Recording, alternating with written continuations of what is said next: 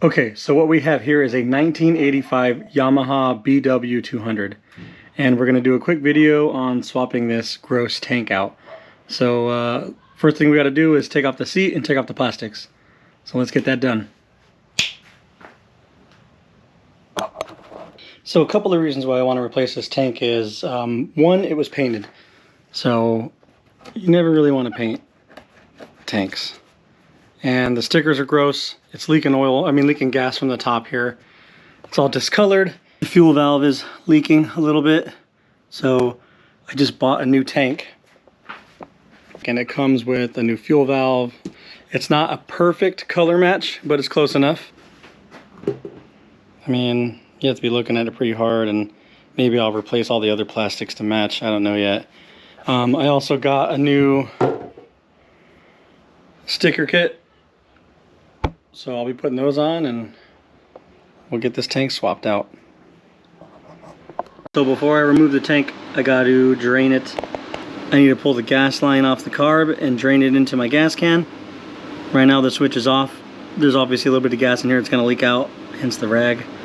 So we'll get this off, then I'll switch it to on. I'll get this all drained out, and then we'll put the new tank on.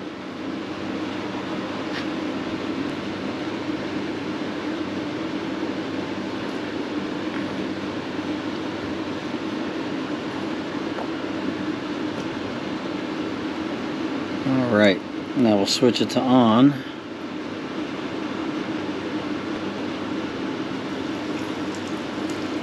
And we'll go ahead and let the gas drain out.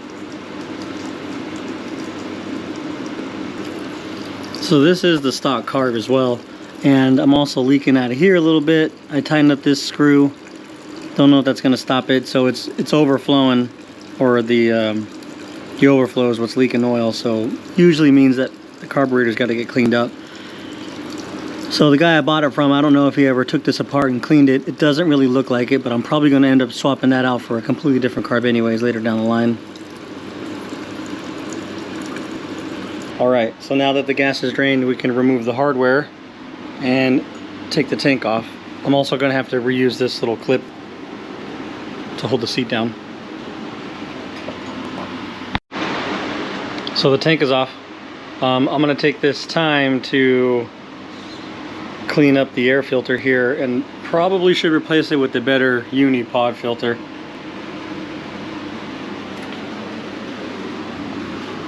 And we're gonna have to take off these rubber grommets, and like I said earlier, the thing that holds the seat in place. We're also gonna have to remove the brackets on this side to hold the gas tank in place. Put those new stickers on, and we'll be good to go. Okay, so the tank is on. I got all the hardware replaced. New cap and vent tube. I'm gonna switch it over to on, then I'll kick it over, see how that goes. So I don't know if you're gonna be able to see the fuel coming out of the line, but let's see here. Switch it to on. Definitely saw the gas come through. No leaking, that's a good sign. All right, let's fire her up.